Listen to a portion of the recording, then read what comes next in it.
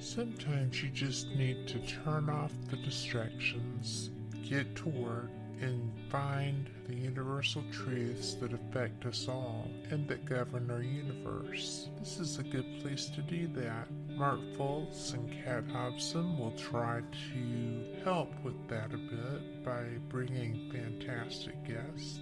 Let's see what's happening tonight.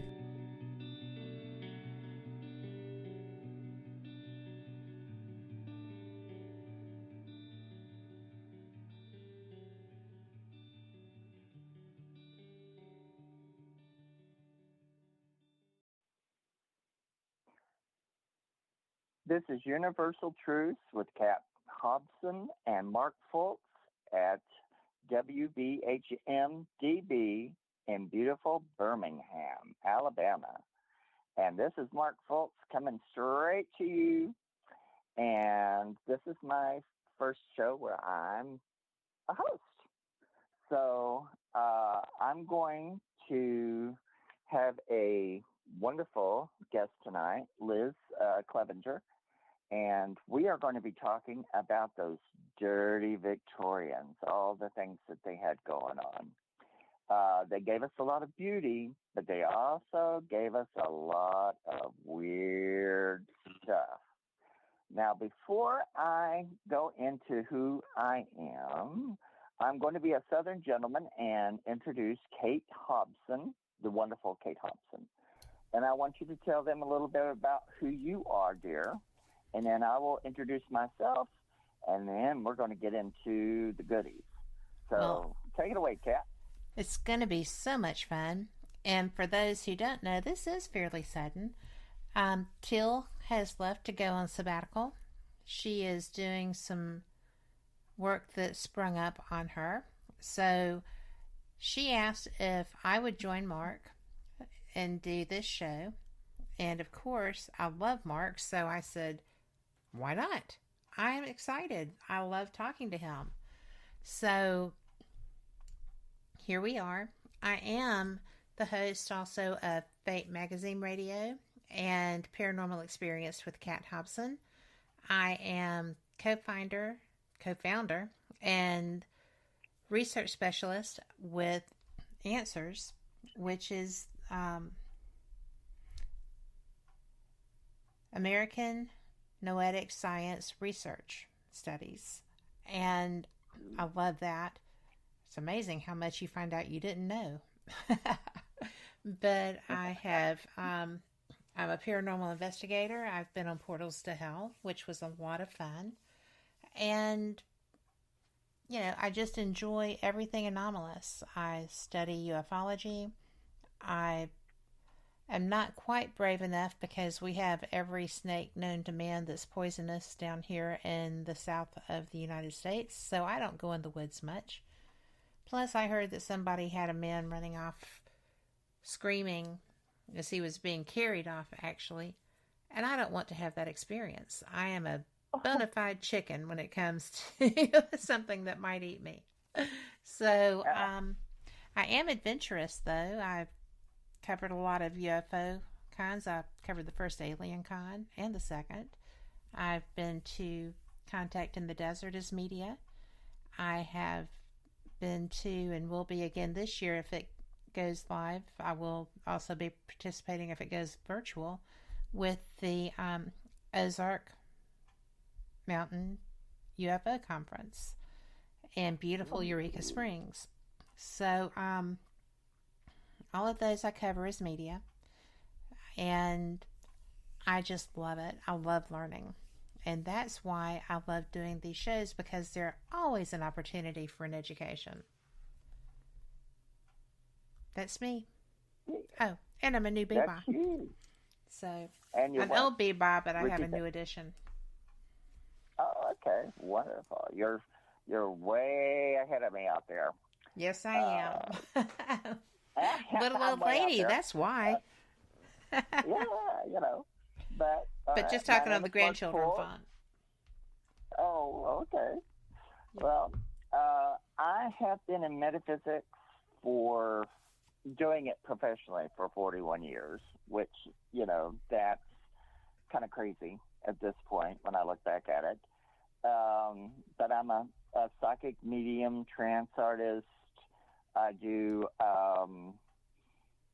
a little bit of everything. I do, right now I'm putting together an album of past life kind of songs. People call me kind of a sea shanty. So all of my stuff has like an 18th, 17th century kind of feel to it. I work at, here in Pensacola, I work at Live and Let Live metaphysical store. It's owned by Sal Gandolfo, and his run by his assistant with him, Matthew Ferguson, and along with me, there's two other psychics, and Tony Talley and Terry O'Connor, and we do the readings for the store, and we help people with their metaphysical problems, looking at, through the tarot, but also through mediumship and through, we help them with their spiritual paths and spiritual trouble. And there seems to be a lot of it right now. So, and besides that, I'm an artist.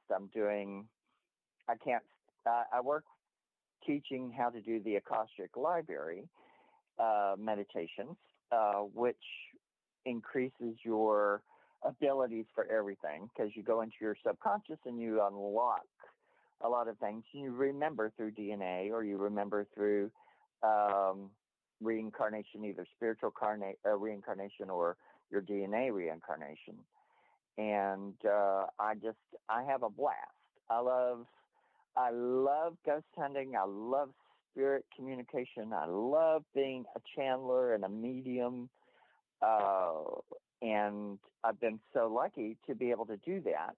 And I want to thank Teal Gray and Kat Hobson for giving me the opportunity to come and talk to you here today. Now, today we're going to be talking about Victorians. So it's not going to be as much metaphysical today, but of course we do a lot of shows where we talk anything. So anything is possible. And when we're discussing the Victorians, there's going to be one or two things. I'll tell you beforehand. I'll warn you. If you're kind of squeamish, you can cover your ears for a second. But we are going to go into. Huh? You never give me that heads up. I'm going to. I know, but I'm going to tell those people out there in the dark listening to us that if it's too gross, they better cover their ears, because it's going to be, because you wouldn't have believed what these people were doing. And to kind of set it up, I knew Victorians because my mother's mother and father were Victorian, and they died when I was fairly young, when I was a teenager, but they were from the Victorian era. And so I got a taste of what they were kind of like. And everything was about looks, how something looked. It didn't matter if it was rotten on the inside. As long as it looked okay on the outside, you were all right. True. And there was just so much facade that, nowadays we go, oh, I'm just going to be me. I want to be me. Back then you didn't have that. You were like, this is what you're supposed to do. This is how you're going to be accepted. If you step outside of that, then they just scrape you off, or you become a scandal. I would have been a scandal back in the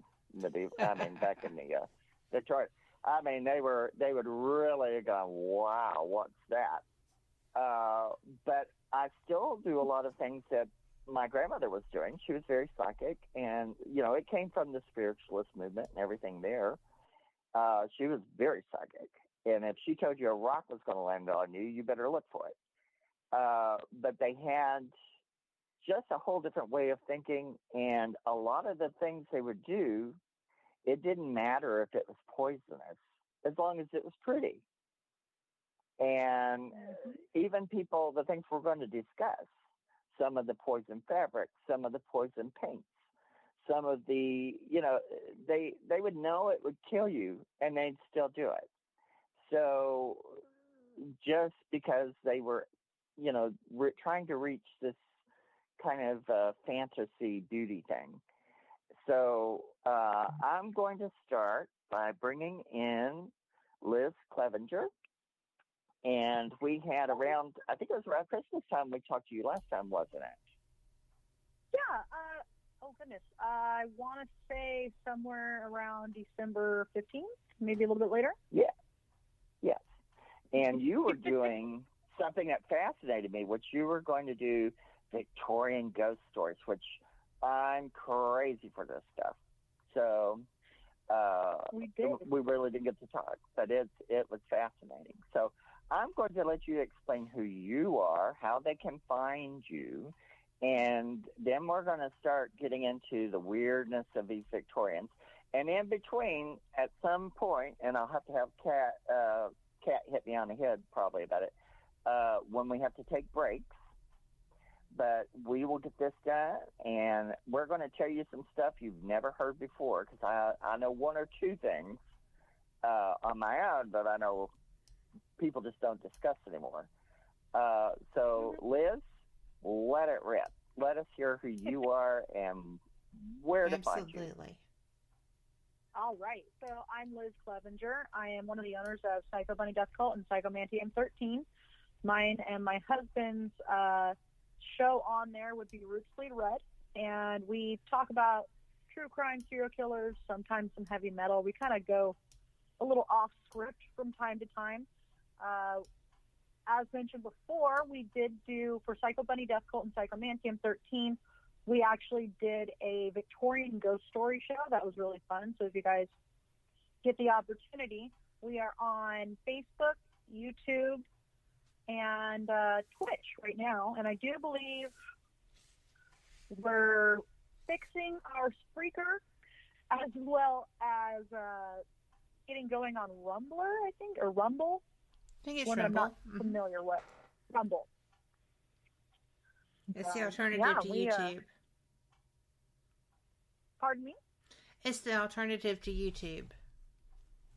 Oh, okay. People are going to it due to censorship and freedom of speech things, is what I understand. I haven't been there yet, but I've been hearing rumbling about it. I kid. I just thought that was hilarious. But I slay me. But, I think that what y'all do is pretty cool. I enjoy it. I have a lot of fun doing it. And so does my husband, Frank. He's also one of the other owners. And Natalie is the founder and the main owner. Okay. Yeah. Amazing. They both have other shows other than that don't even involve me. And we have several other people on there that do various subjects, including Spooky Tales of Steve the Cat. It's a cat that does reviews of horror movies, and it is amazing. Wow. I believe I have seen that cat. He's great. Well, you're a busy girl. Yes. And we're very glad that you come here today to talk to us about weird things. Absolutely. So, I love this. Okay. Well, I'm going to start you off. And now we're talking Victorian death traps. And to set the stage, I, as a young person, as a young artist, I love Art Nouveau. I breathe it, live it. It's beautiful, exquisite. There were so many many things that the Victorians had that were so beautiful, but they had so many things that were just so rotten and wrong. And we're going to kind of explore those today. And I'm going to be a Southern gentleman, and I'm going to let Liz start off the show, talk about a little bit about what you think of the Victorian secrets. Oh, Not yeah. Victoria's Secret, that Victorian. Victoria's Secret. Well, Yeah. So Yeah. I'm looking up some things to kind of refresh my mind because, of course, I went to the serial killer place. That's where my brain went. Where, like, Okay. the really creepy Victorian serial killers, like, what is her name? Amelia Dyer, where she was convicted of, I believe it was 100 that they knew of killings, but it could have been anywhere around 400. Wow. And a lot of these serial killers in that era were actually women, which I always found interesting. And it was Well, always that's if you had to wear a interesting. You're corset- right. Yeah. But if you had to wear a corset, you'd be mean, too, and you'd be wanting to kill everybody. Well, but you'd be falling Because they over can't. because you couldn't hold that knife Yeah. up. That's right. Because of that corset. Yes. Yep. Well, this one in particular was pretty bad because she went after children, Well, that is Oh. bad. and they were the undesirables. It's, the orphan children, the runaways, the ones that just weren't missed. Sad to say. No. It happens and people now. did catch on to it eventually. Yeah. And she got her comeuppance in April of 1896, I believe it was. But the other part that I thought of, because I was really kind of going, maybe serial killers aren't the direction to go, were like they're ridiculously steep stairs with no guardrails, and there were thousands of Victorians that fell to their death almost comically just by going down these stairs. Yes. Well, that's And- how that was the style of building at that time, the style of architecture, because I know people that still live in them, and the stairs are basically just as dangerous because they haven't been remodeled because they were, registered homes. Oh, yeah. Yeah. Well, it was even, it also had to do with like a boom in population. So they were trying to make houses a lot taller and a lot thinner, but they were trying to give more space, or at least the illusion of such. And so on top of them being steep and crazy, it was like they did everything with really cheap materials. Yes. And so, of course, there's like the really shoddy electricity that was coming up, late Victorian era, where things were not insulated and people would regularly get electrocuted. Yes. And And you could buy your houses in kits. Yes. You could buy your house from Sears and Roebuck, and then they would just send it, and somebody would put it up. that's, oh my goodness, can you imagine? Only good if you have a good contractor or someone that, has loads of lovely cash for when you have to put the house back up. They can do that, right? Oh, yeah. But you could get these large houses back in that day for $3,000. You could get a 3,000 square foot house. True. Wow. And so, so people, when they started getting houses and things they could afford them, they wanted them to look grand, and they had to have grand staircases. And, some of those staircases were not that grand. No, they were not. Well, they look pretty, but that first step was a doozy, right? Right? Oh, yeah. Well, Go ahead. and the servants had to use them, and that usually it was the servants who would fall and break their necks. So, Yeah. it was pretty bad, pretty rough work. And then the other thing I thought of was their toilets and like the early flushing toilets. Ooh. With no kind of seal on them, so basically everything just was connected directly to their main source systems, which didn't have a seal or a filter, right? And literally, things like methane would build up, or hydrogen sulfide gases would build up, and if there was a fire, if there was like a little bit of a flicker or a spark, things would go boom. Yeah. You just don't, people I mean, I have comedy bits about exploding toilets, but they're really not funny. Ooh. No. Can you imagine? So, To the Moon, Alice would spring to mind. I mean, that would be the most awful thing. I can't think of too many more icky ways to go. Well, falling into an outhouse kind of gets up there. Well, yeah, but at least it's not exploding around you. Yeah. But I have known someone who did fall in an outhouse, and they were not the least bit amused. No. And that was bad. I knew somebody who fell in one, but they kind of deserved it. So what can I say? We have to take a break, Mark. We have to take a break, Mark. All right. So, we'll be back. Thank you. We will. Hold on, and we'll be back. And we'll try not to get banned from radio. Y'all come back too. You are listening to WBHM Digital Broadcasting, the best in paranormal talk, only on Paranormal Experience Radio, broadcasting live out of Birmingham, Alabama.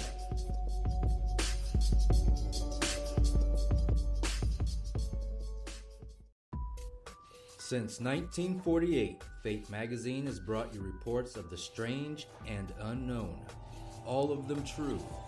Fate Radio is carrying on that tradition, bringing you the unusual, macabre, strange, and bizarre. Join host Kat Hobson Sunday nights from 8 to 10 p.m. Eastern on WBHM Digital Broadcasting.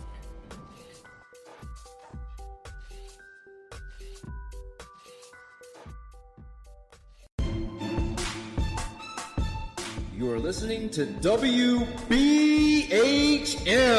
Digital Broadcasting, the best in paranormal talk, only on Paranormal Experience Radio. Broadcasting live out of Birmingham, Alabama.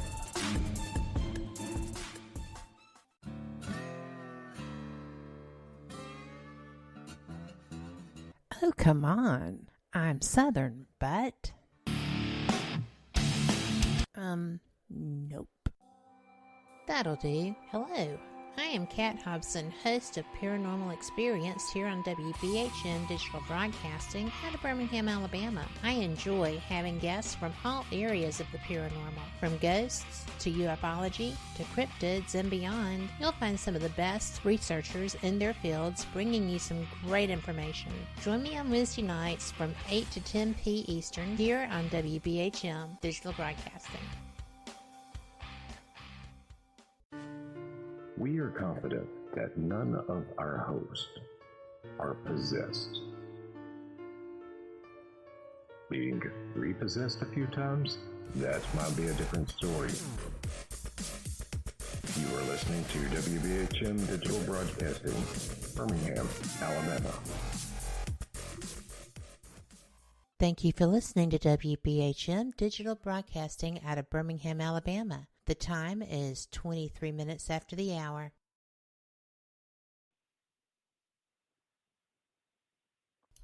Welcome back for the second. I'm sorry.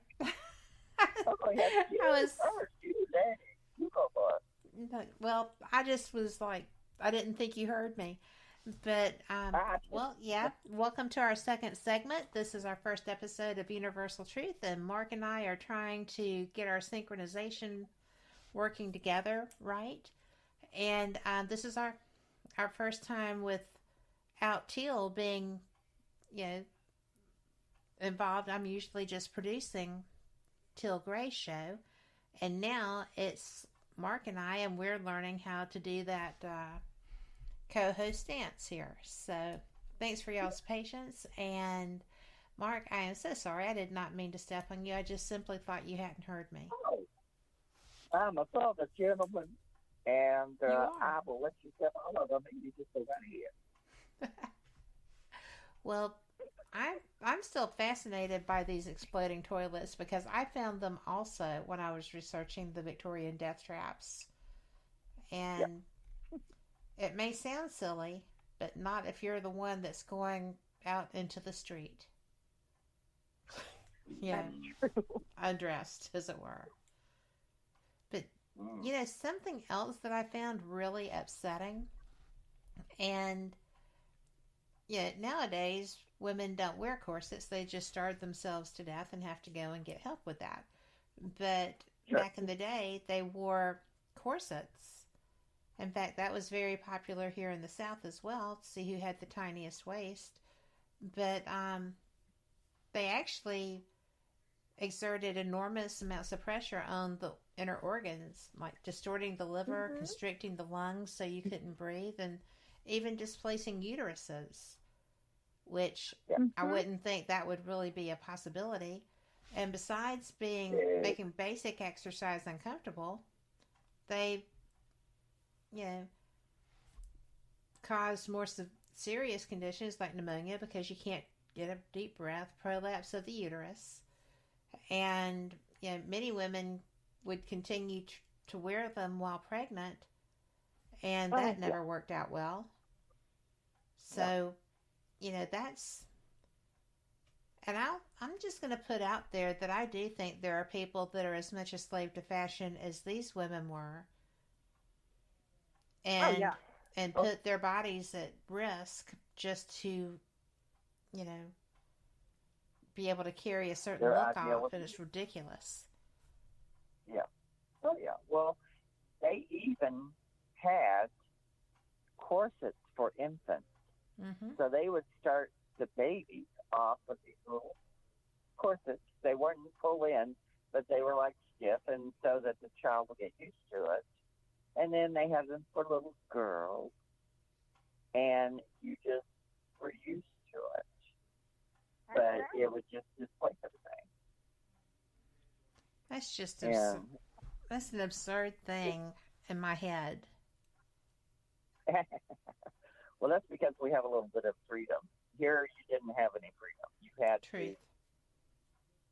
to, if you were a woman, you were a slave to whatever they were taking you to. So you had to be, if you weren't pretty and petite and could squeeze it all in, then you had a problem. Yes. And there was, I remember a story of a famous Victorian fashion model who she got her, the goal size was 18 waist, and she had a little smaller one, and they had her in such a tight corset. She was standing there getting her picture made. They took the picture, and she dropped dead. Oh my word!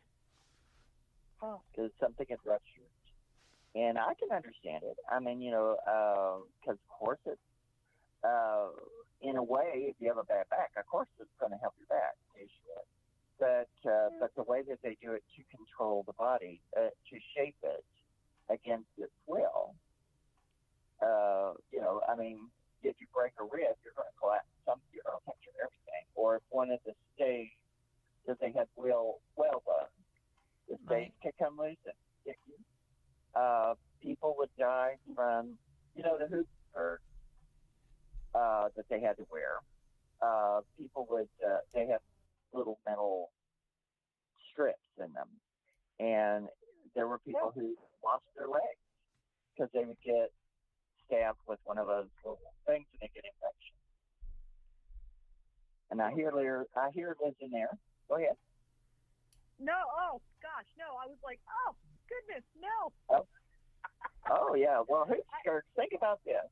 With hoop skirts, they were dangerous if they got rusty and cut you off with them. They were huge. usually, and women got blown off of boats. Yes. The wind would catch them and just blow them off the boat. They got blown off of trains. There were people who got them stuck. Were getting out of a buggy, and the hoop skirt would get caught and they get dragged. Yeah. Everything was flammable. Everything. Fabric they had. And everybody was around candles, fires, and stuff. And if your dress caught on fire, you were trapped in a cage. Oh, yeah. So Literally. very few women survived that. And I knew of somebody, one of our family members, we're talking about one of the ladies, stood too close to the fire in her nightgown, and it caught fire and gave her like 30-degree burns. She died from it. Oh my God. And some of another little thing that I thought was terrible, because I always loved sad, morose kind of stories, and so everything, they were all fascinated with death anyway. But the stories of like Christmas time, they didn't have electricity, so people would put candles on the tree. The tree could catch on fire. The children could catch on fire. Children who were waiting for Santa. There were stories of little girls and little boys trying to look up the chimney to see Santa and bursting in the flames, getting caught on fire. Oh no! Everything was so flammable. Oops, is Arna there? Are y'all there? Yes. Yep. Okay, I got my phone for now. Okay.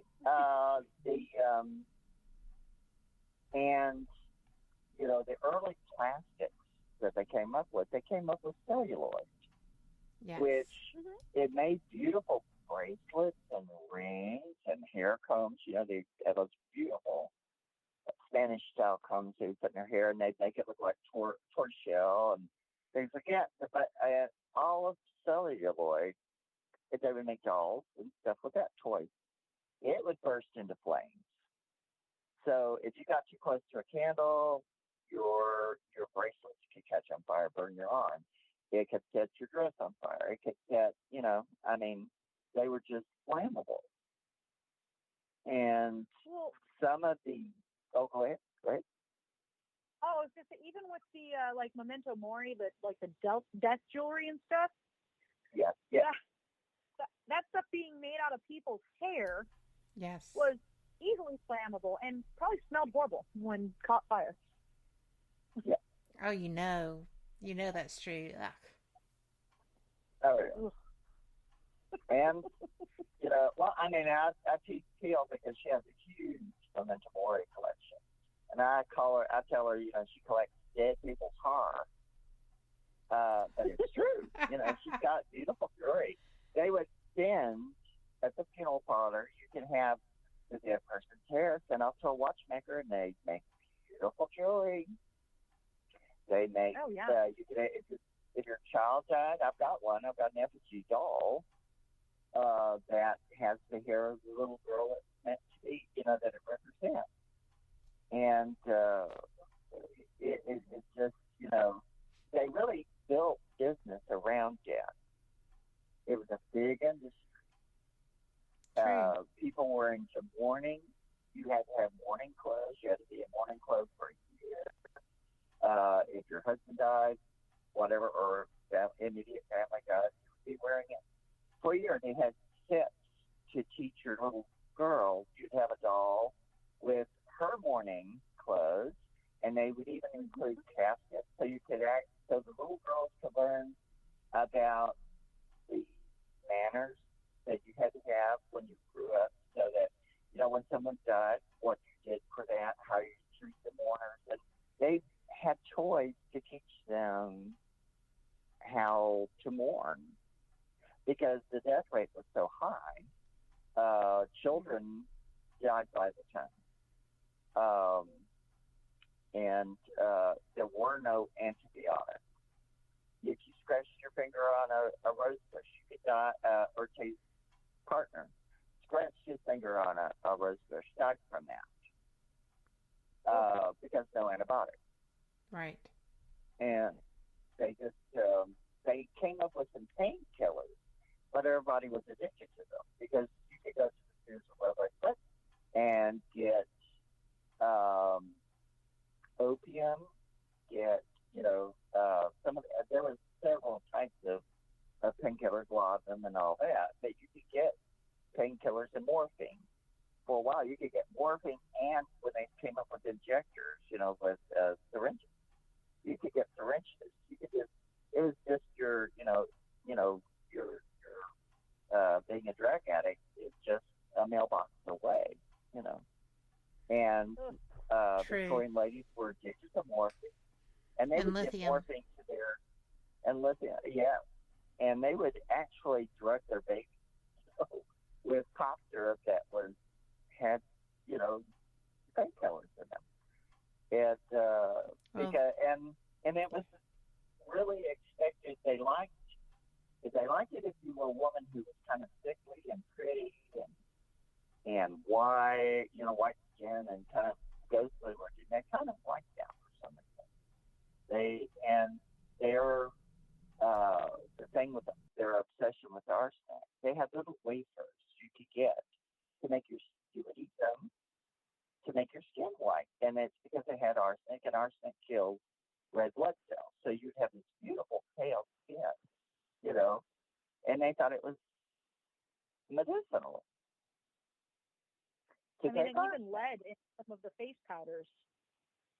Oh yeah, and they used lead in everything.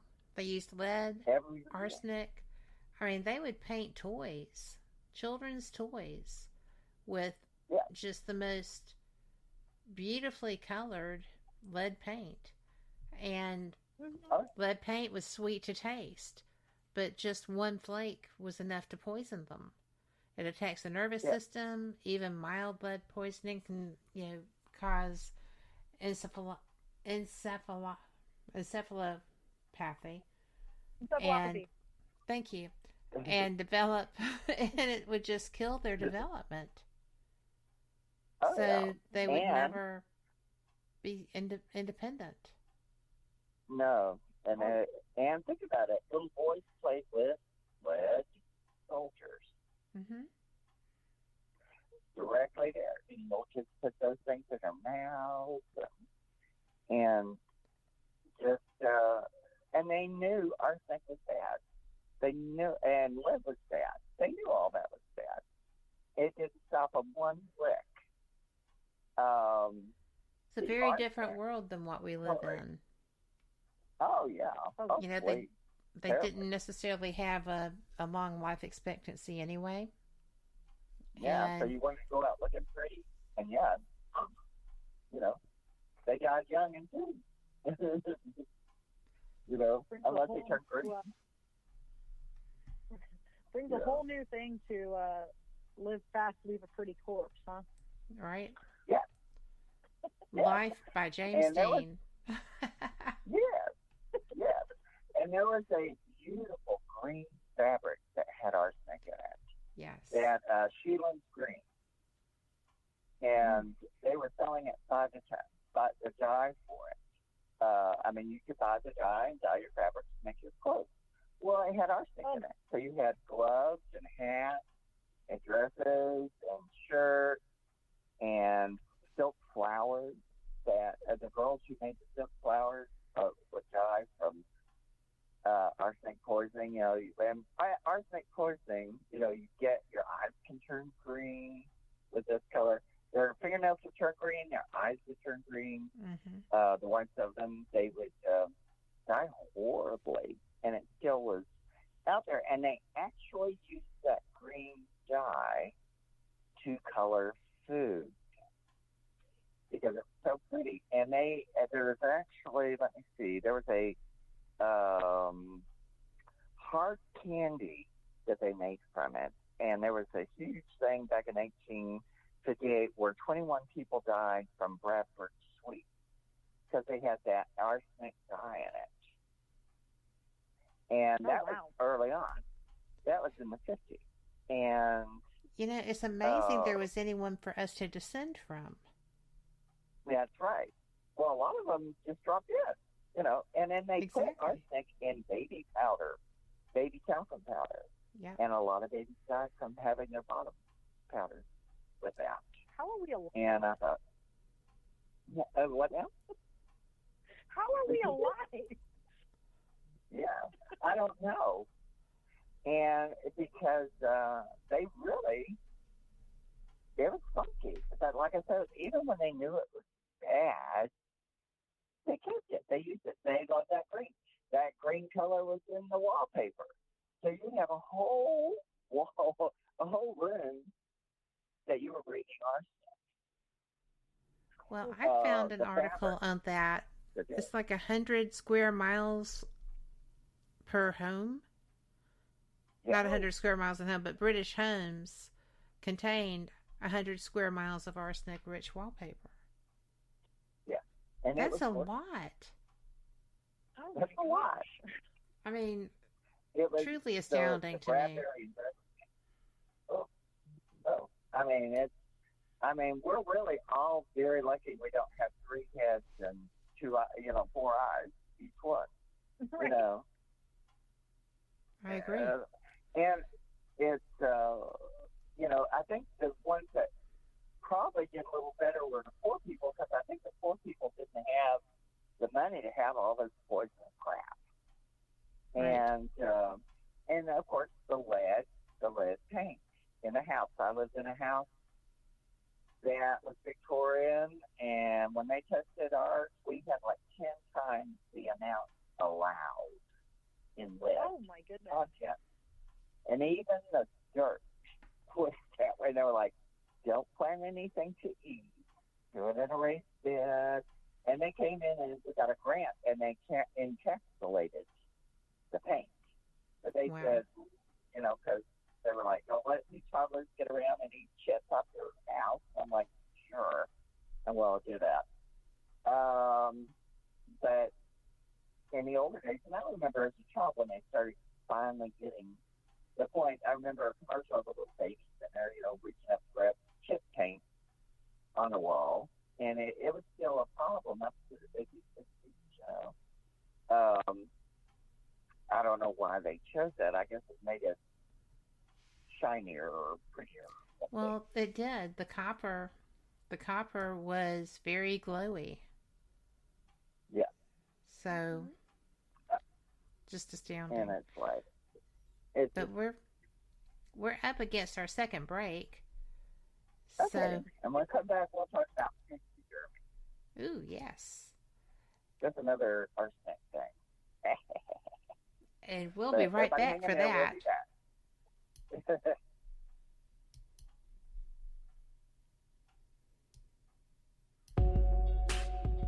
You're listening to WBHM Digital Broadcasting, the best in paranormal talk, only on Paranormal Experience Radio, broadcasting live out of Birmingham, Alabama.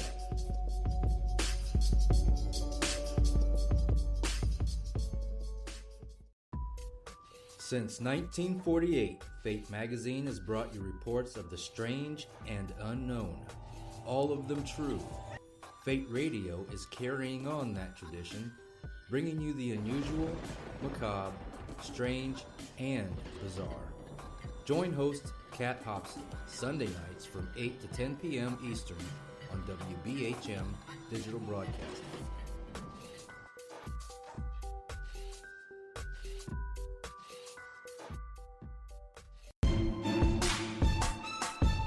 You are listening to WBHM Digital Broadcasting, the best in paranormal talk, only on Paranormal Experience Radio. Broadcasting live out of Birmingham, Alabama.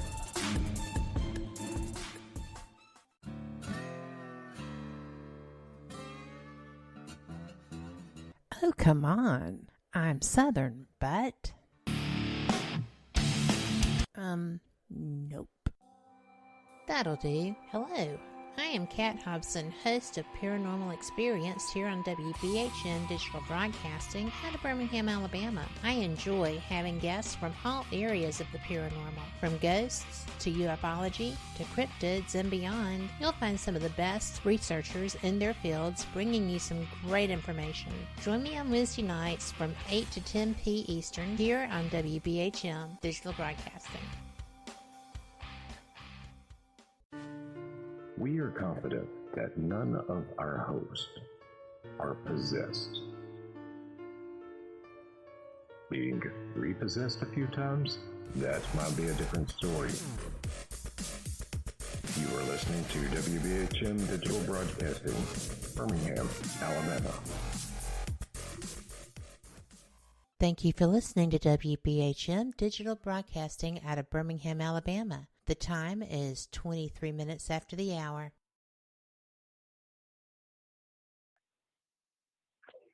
And welcome back to Universal Truth, and we are talking dirt about these Victorians. Now, when we left, I'm going to get to Liz here in a minute, and we're going to let her rip some.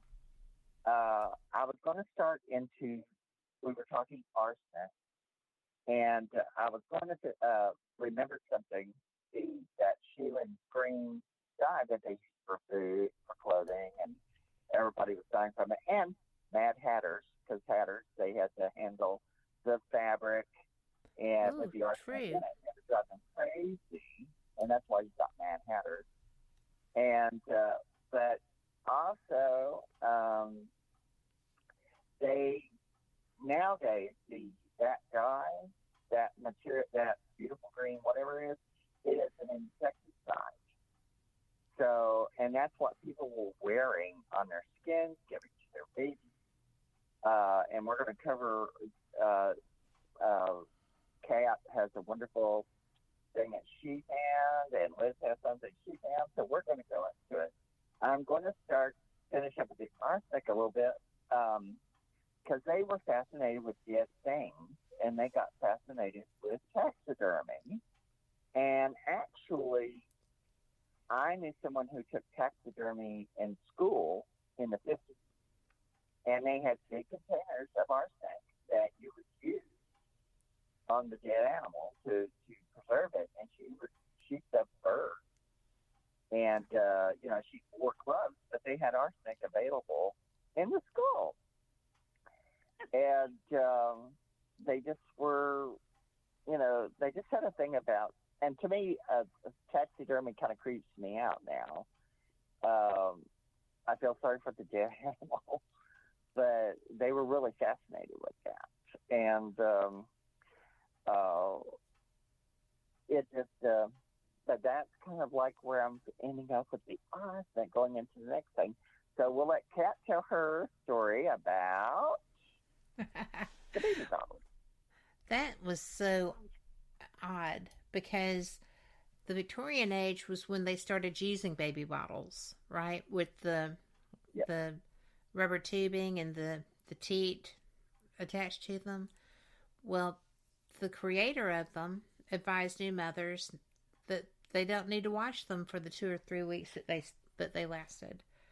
And so the tubing was porous, and so it gave the bacteria direct access to the bodies of the most vulnerable. But what I don't get is, so you're taking the teat and the tubing off to put food, to put the milk into the bottles, but you don't see the mold and the nasty growing on your baby's feeding device because you had to open it.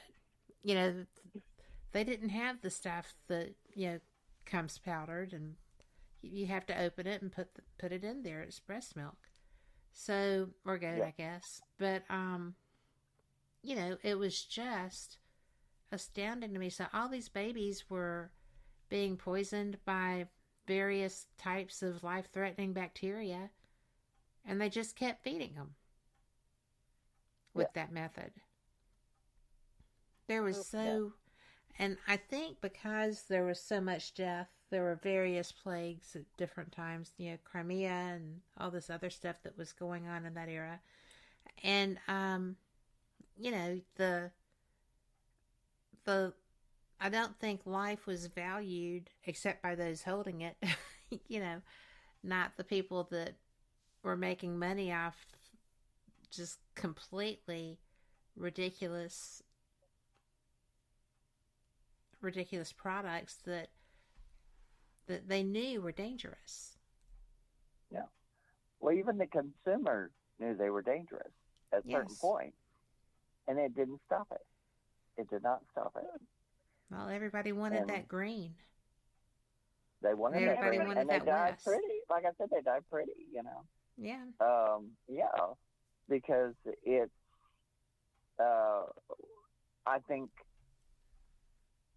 they just, it's hard to get in the head of a Victorian unless you do something. And the ones I knew, they had a fantasy world going on. If it looked good, it was great. They didn't want to know the inner workings. They didn't want to know if you were sick. They didn't want to know if you had a problem. It was all about the facade. And also, poor people were able to start affording some of this stuff, and they were able to look like they were moving on up. And, and two, they didn't have electricity for a lot of people. And imagine these big, dark homes with all this plastic, with all this, and the fabrics and stuff on the couches and all that, and the big, heavy curtains.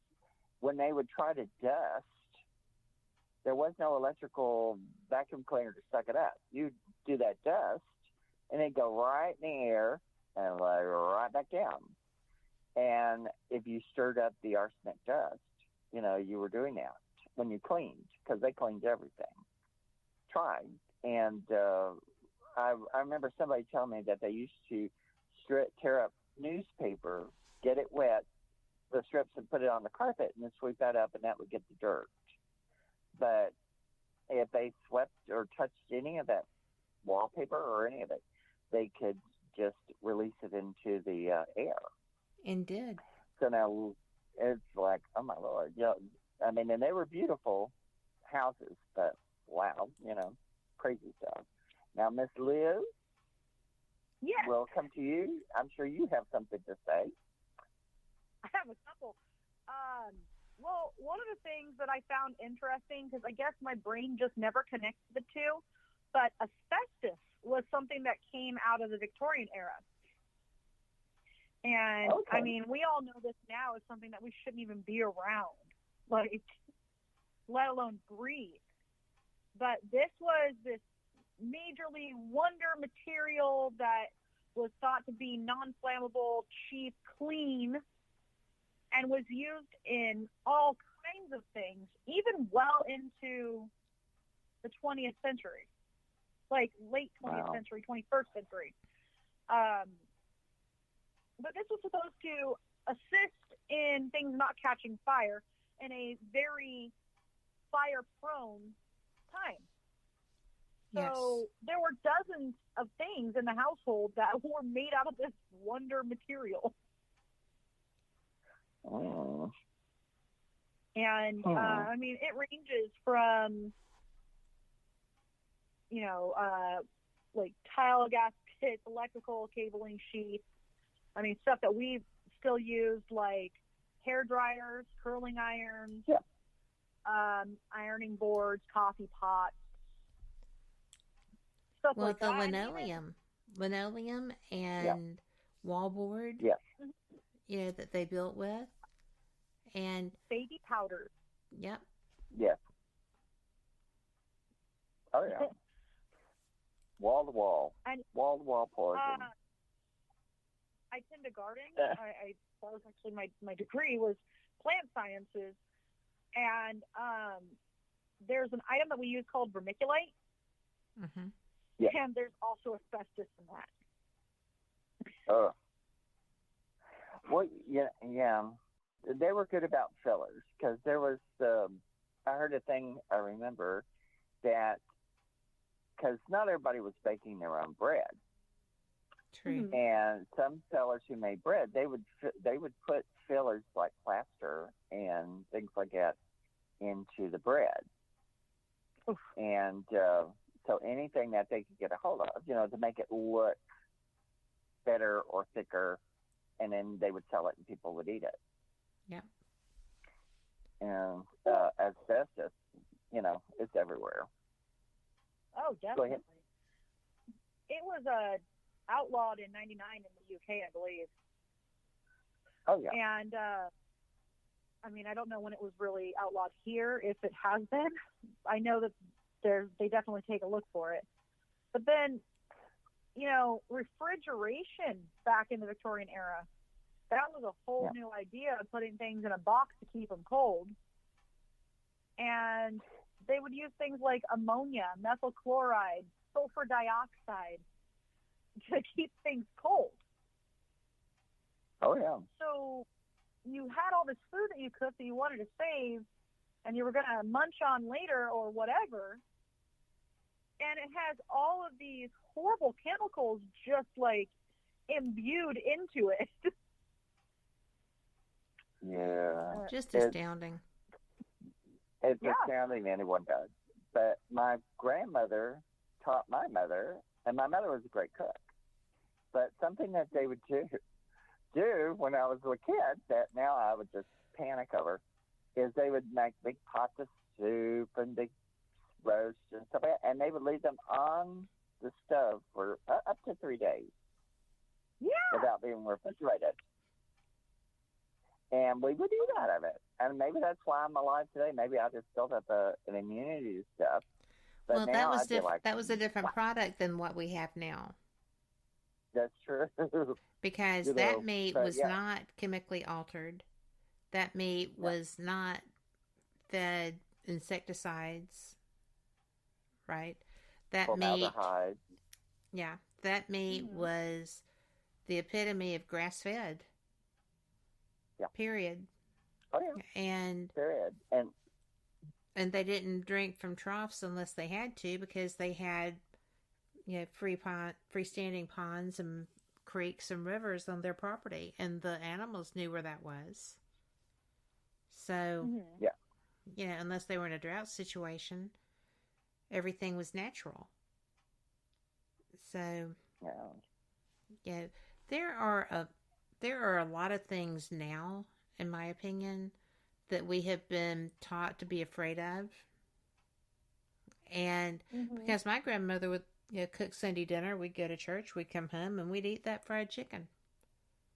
Yeah. That had been sitting out for hours. But hours. I mean, it could have gone days. She lived alone. I don't know what she did when we left. But, it wasn't something that they really had to fear.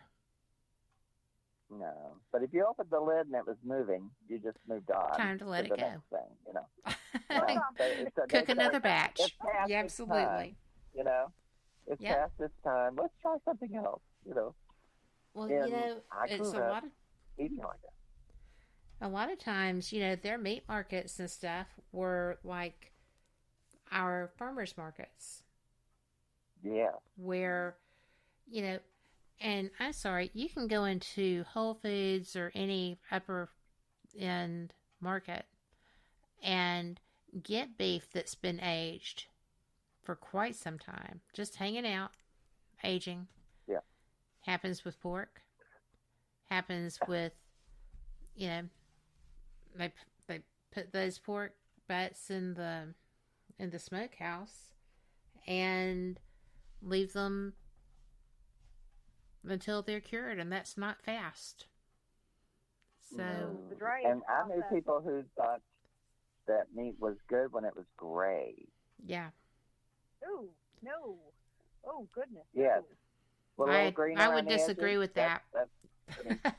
Yeah. But I would. But green is worse. I remember someone. Yeah. But they said if it's about to turn green around the edges, it's just right. Not a chance. And I would put that in my mouth. Although I did make a green dish by accident one day, and it got me out of cooking for the next 20 30 years. But we have to go to our top of the I'm not kidding. But we are going to have to take our news break. This is the top of the hour break. So I always say, let's hope for a little good news. Good news is nice because there's not much of it lately. Or it's all buried down under the gloom and doom and fear-mongering. So we're going to just see what they've got for us tonight, and we will be back. Y'all come back too. And we promise Liz is going to tell us her stories. So y'all just come on back.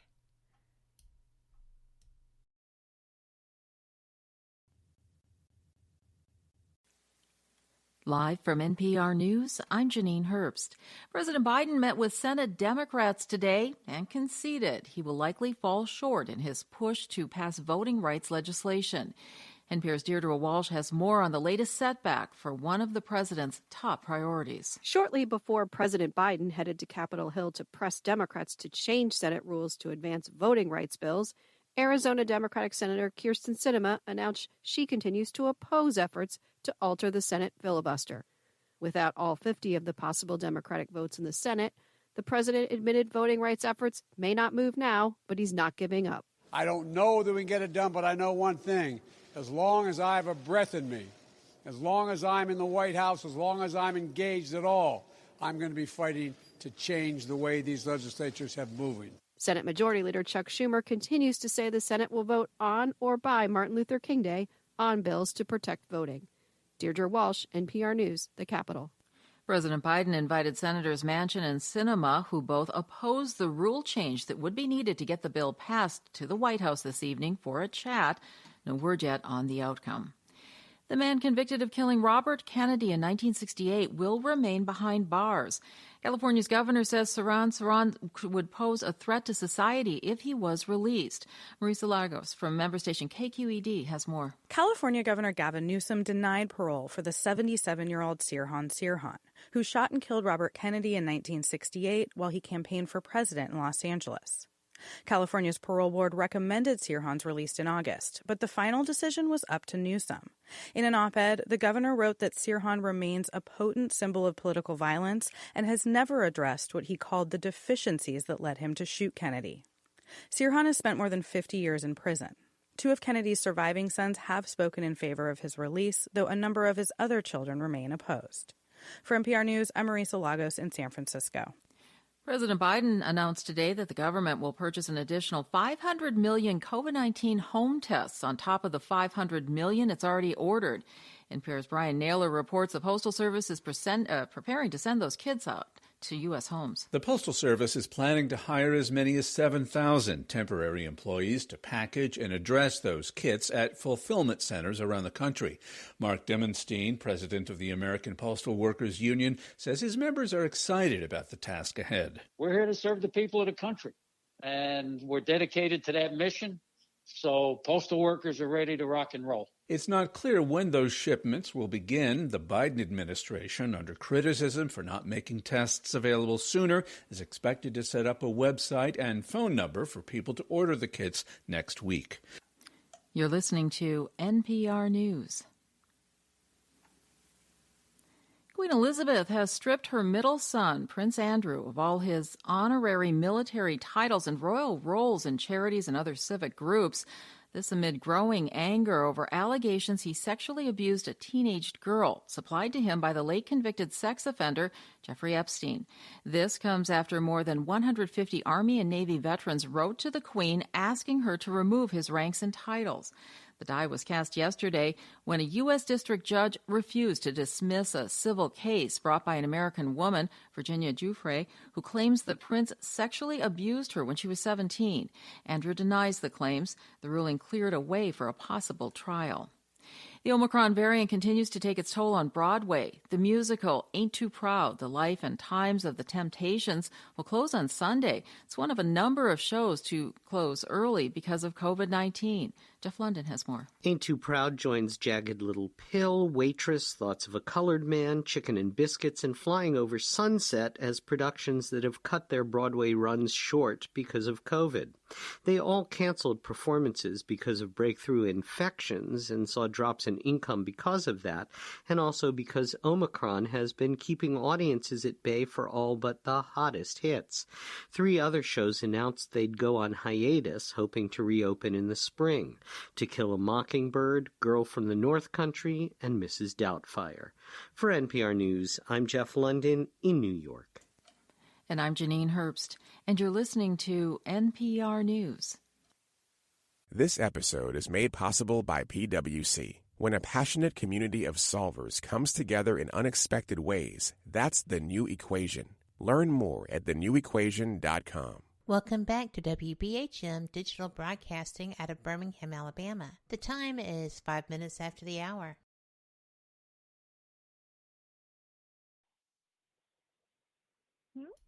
And we're back.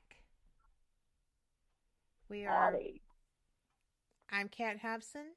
My partner in crime here is Mark Fultz. And we are, I know, right? We are Universal Truth Radio. And our guest tonight is Liz Clevenger. Liz, I am so glad that you're here. We are talking about topics that all of us love. And so I'm just curious about what's your favorite story of the Victorian death traps is? Well, I had a few. Rare falls. I know we kind of touched base on them earlier, but one of the things I found really interesting. So, I mean, this was because of the high childhood mortality rates in the Victorian period, and for families to lose multiple children. And there was more than 30% of the children died before their 5th birthday in several areas. And then, women also died in childbirth. And let's face it, some of the stuff we've already talked about, like the bottles and the arsenic and the asbestos and all these things really raised that mortality rate in the very young. And it was really popular for children to be given these funerary dolls. They were grave dolls. It was a way for parents and siblings to remember the lost child, but also these dolls for kids in like the 1870s. There were death kits that were available for dolls, complete with like coffins and mourning clothes, and it trained the girls to participate in death rituals and the grief process. And they would even play things like burial rites. And they'd bury their dolls. And they would mimic a procession. And they would mimic, they would do all the things that you were going to be doing in these funerals, because funerals were extremely common. And then you also have the aspect of these dolls looking a lot like the children. So if and when some of these children did die, the parents and the siblings had a way to maintain that closeness. And I know one of the things that Mark had mentioned was a doll that you have? I do have an effigy doll. Yes. And it looks just like the little girl, right?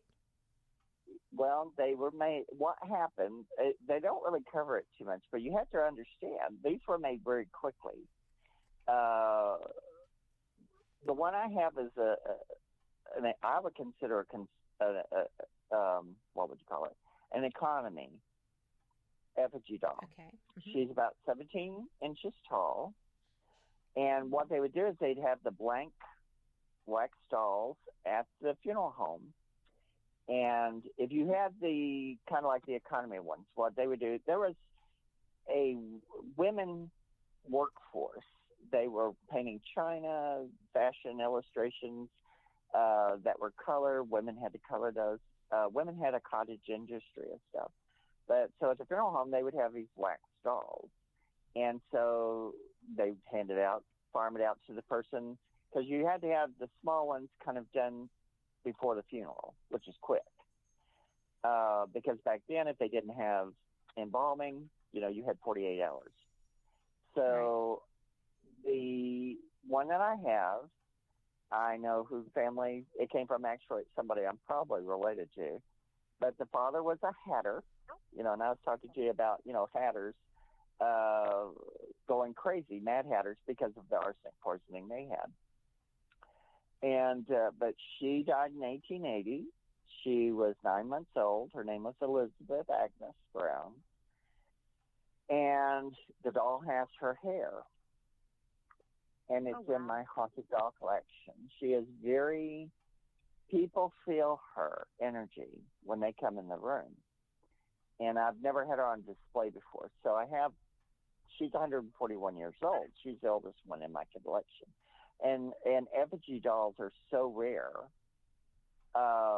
And they weren't made quite like regular play dolls because she's filled with plaster in the head to make her heavier.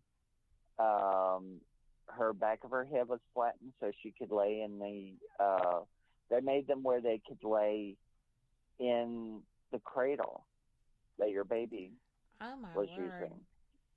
And so they became a baby replacement. And that's why, and dolls weren't made and early on in human experience, they weren't made to be playthings. They were vessels for spirits. So when they became play toys and stuff like that, they sometimes can, because of the energy you put into them, they can get a consciousness. And especially if you have one that's made with the child's hair. Now, if you were rich, you could have a casting made of the child's face and hands, and they would make life-size dolls with the hair, eyebrows, eyelashes, all of it. This one these people weren't rich, but they had that baby. And because the way that it's haunted, it wants to be held. And its eyes are very dull when it's in the cabinet. And then when it's being held, its eyes just flash this beautiful cerulean lilac color. And actually the eyes are made out of glass, and sometimes they dilate. So I want to do test on her so people can see the energy, because you can feel the energy off of her. But they're exceedingly rare. And she's very scary looking because her face is broken, because she's wax head, but she is amazing. People are terrified of her, and then they feel sorry for her, and then they feel maternal. And if they hold her, they start rubbing her fingers and her feet, and you can feel that it's just that it has that essence of love. And so those people, it terribly sad. It may seem real morbid now, but I understand, because they didn't have very many things to remember babies and children by, and these became a substitute, and it helped with the mourning.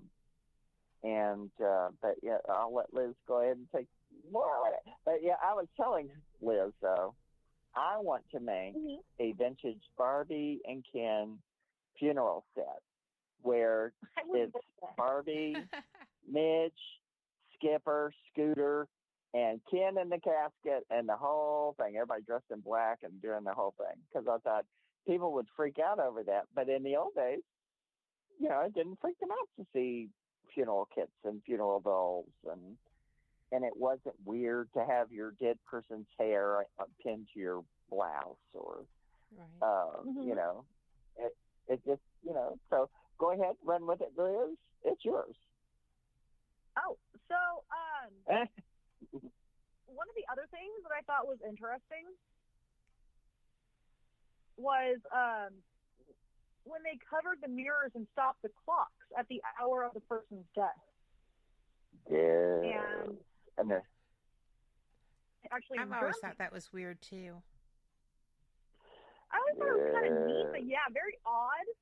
Well, okay, so their theory was that by stopping time, at least temporarily, it would allow the spirit of the deceased to move on rather than sticking around and haunt his or her survivors. So stopping clocks also had a practical application. It found death for the coroner in the event that one was called to sign a death certificate. Yes. Also, mirrors in the home following the death, and this would be so one, we already talked about how vain they were back then. So it was because they really didn't want to see themselves ugly, crying, and grieving. And also because they didn't to be able to move from this plane into the plane that they were supposed to be moving to. And there's also the superstition that if you see yourself in the mirror after it dies, you're going to be the next one to die. See, I did not know that was why they cover them. That's interesting. To keep you, it's, and also the spirits are drawn to mirrors. I actually, because I'm a weird collector, kids, I have a mirror someone gave me that is haunted, and we put little vases on it, and the vases turn all sorts of different directions. I haven't seen, I sense the spirit when she's in there. I haven't seen her all the way yet, but she has black hair. But it's a very haunted mirror, and I have a cousin who has a beautiful mirror that was in one of my grandmother's haunted houses, and you can't sleep with that thing in your room because you can see this guy come from the back and come up to the front, and he's not very pretty, and she will not put. It's so pretty, but she's like, I can't have that in my house, and she's afraid to give it to anybody. It's because it's from a good time in her life, but it's just, if you put it in the guest room, you're not going to sleep very well. And the one I've got is very tame. So it is a thing. There are mirrors that are haunted, and Teal has one, a dresser that has a woman spirit, but so it is an actual phenomena. There's something to it. But like I said, the one I've got it in my living room. I don't have it in a bedroom. You wouldn't be able to sleep. No. Well, that and then is so the other thing that I interesting. was I liked. I wouldn't be able to handle the guy going from the back to the front. No. No, because he looks dead. A lot of spirits don't look dead, but when there's a problem and they're kind of ooey gooey, then he's kind of ooey gooey. But he haunted the house. He haunted the basement, but he was creepy. Go ahead. Ooh. Oh, I was going to say, all of this was the professional mourners. Oh, yeah. That there's such thing as a professional mourner, but they even utilize this now just in a more. But basically, they were used by grief-stricken families for thousands of years. Yes. Well, in the Victorian era, I think they didn't like to show emotion. Mm-mm. And so you had to be prim and proper. So, instead of, running your mascara, you paid someone else to do it, and it looked like you really cared. But it's really weird how they would do that. It was centuries old technique, and it's still used in other countries.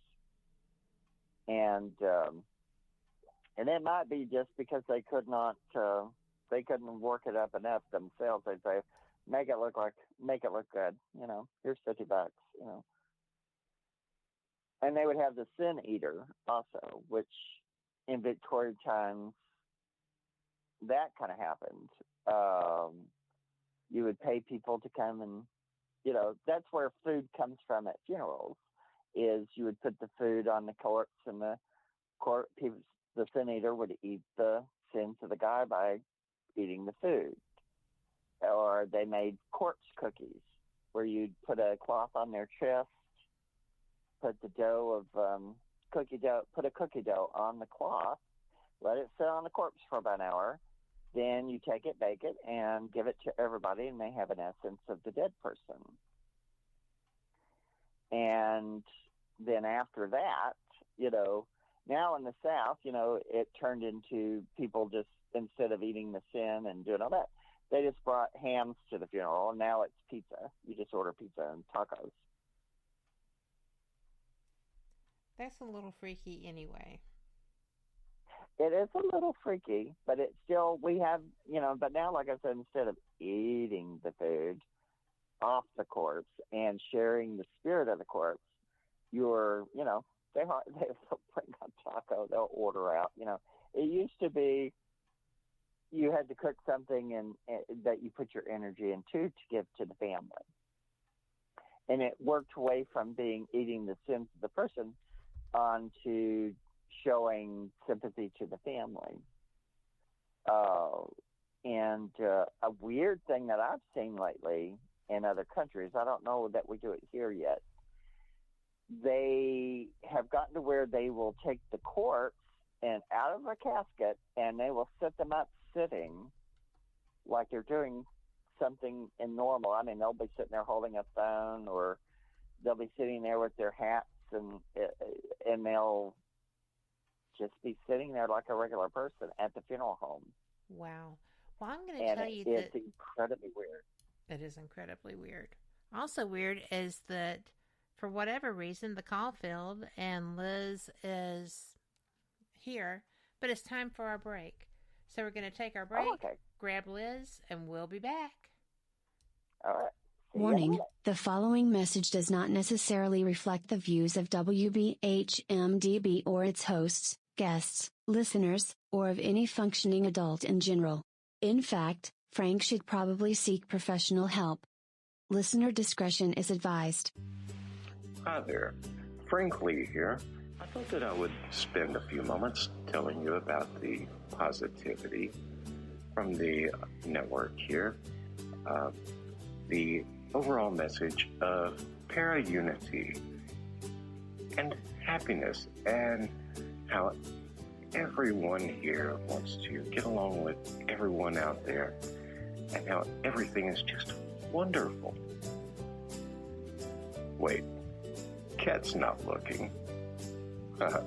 Okay, I've got something to really tell you.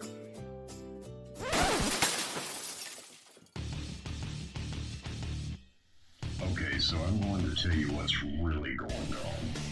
Honestly, all that being nice and positive crap was kind of hurting my soul, as dark as it is. So, what's really happening? Well, you see it all the time. Everybody and their brother out there has a paranormal team because they watched a couple of episodes of Ghost Hunters or some crap like that. So they go and they spend half their mortgage payment on tools and things that light up that they don't understand. And then the next logical step, after buying matching black t-shirts and posing like 90s rappers for their Facebook page, is to, of course, have their own podcast. Well, you know what? You're not going to find that crap here. What we have here at WBHM Digital Broadcasting is the best host, the best guest, bringing you real information. All of the hosts here on this network know their stuff. They are the people who have been out there doing the work, doing actual research. And no, by research, I don't mean binge watching some kind of cheesy TV show on Netflix. I mean reading books. I mean out in the field doing the legwork. And who are they interviewing on their shows? They're bringing you the people they have learned from. They're bringing you the best in the field, covering all kinds of topics, from UFOs and aliens to Bigfoot to cryptozoology to ghosts to anything you can think of, a bit strange and unexplained. It is here, and you're going to get the best information here. So stay tuned to WBHM Digital Broadcasting. Don't go anywhere. Speaking of going somewhere, I've got to go before my mic gets cut. We'll see you there on WBHM-DB.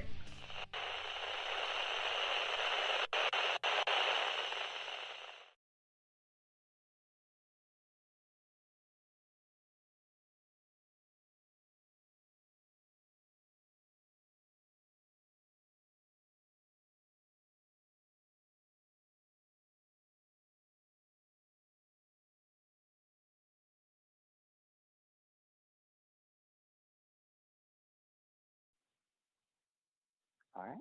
Okay. What? Okay, go ahead.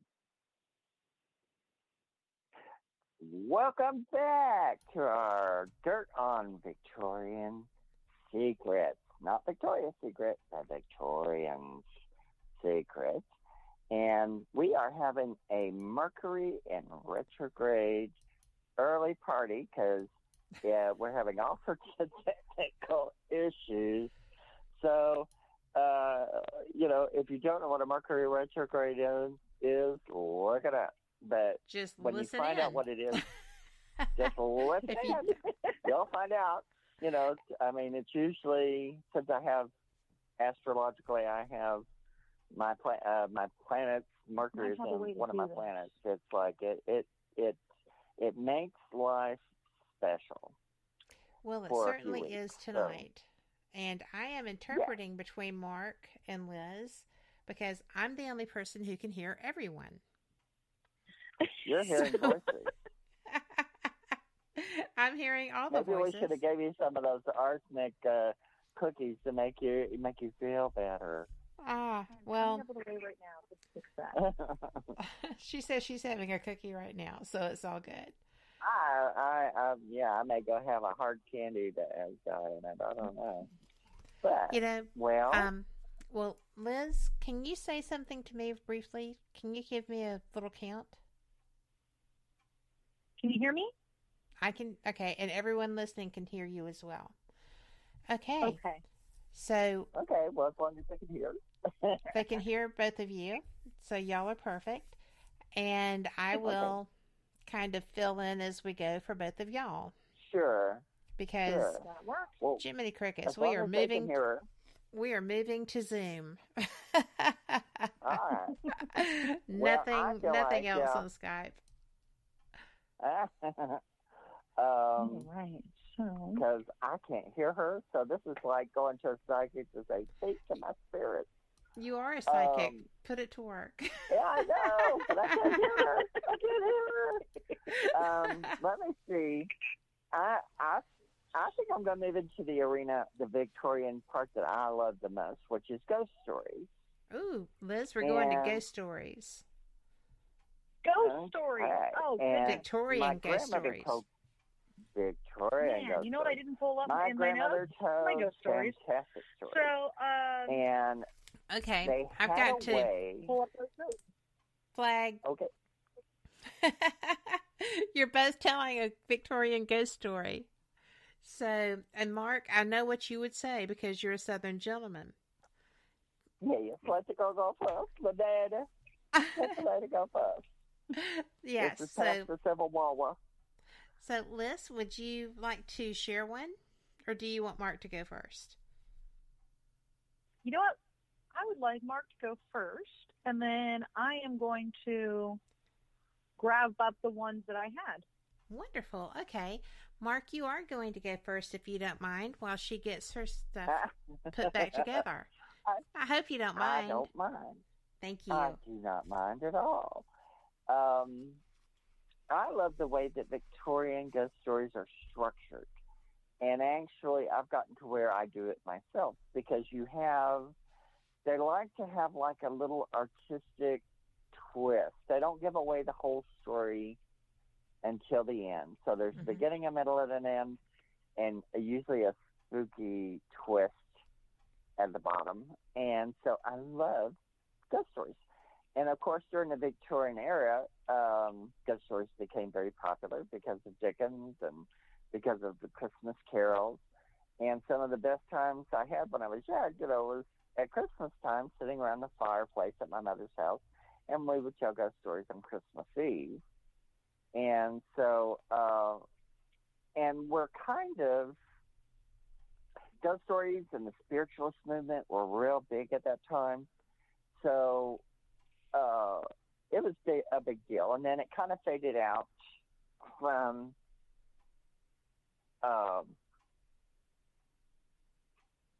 because after the Edwardians moved in and people go, all that stuff is, poo-poo or something. And it's, my brain is going. But nowadays, we've picked back up with it. We've got all these ghost hunting shows. We've got all these videos with ghost hunting, ghosts themselves, something scary. And I think we kind of are starting to cycle back to ghost stories and ghost shows. Okay. I'm going to tell Kat that Liz just told me people are saying they cannot hear anything. I see that. Christopher in chat just let me know that too. So yes, and they're rolling and like it's hot. That's okay. You poor thing. See, if you hadn't told me it was Mercury retrograde, I would never have known. Yeah. See, ta-da! So what are we going to... Well, I think that what we're going to do is say we're sorry for the technical difficulties, and we will definitely... I think what we're going to do is apologize for the technical difficulty and have Liz back. Yes, I would love to come back. She says she would love to come back. And we're going to tip our hat to Mercury retrograde and not fight this battle in order to win the war. And we have had, well, just a turn of phrase, but we will be making technical changes and we will get it done. But since y'all are the only ones who can hear me at this time, I don't know what else to say. All right. Well, we'll end it right here. Thank you, Liz. Thank you, Liz, for coming. Thank you, Liz. I'm so sorry about the technical problem. And it happens. It happens to us all the time. Well, it doesn't make it any easier. No. So, Mark, why don't you hang with me for just a minute? And Liz, we'll let you go so that you can go spend time with your husband. And thank you so much for being here. Of course. Thank you so much for having me. And I would love to be back on. Absolutely. We'll make it so. We sure will. Awesome. Okay. Have a good night, everybody. All right, everyone. Good night. Thank you for listening. We'll talk to you later. Bye, y'all.